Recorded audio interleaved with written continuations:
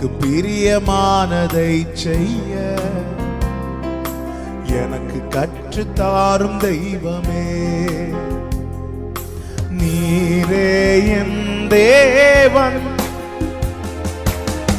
நல்ல பரிசுத்த ஆவியானவர் செம்மையான வழியிலே நடத்த வேண்டுமே. செம்மையான வழியிலே நடத்த வேண்டும். ஆமே. மேக ஸ்தம்பமே, அக்கினி ஸ்தம்பமே, தேற்றும் தெய்வமே, துணையாளரே.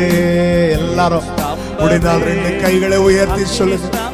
தேற்றும் தெய்வமே, தெய்வமே, துணையாளரே. ஆமென். உம்மை நோக்கி என் கைகளை உயர்த்தி உயர்த்தி மகிழ்கின்றேன்.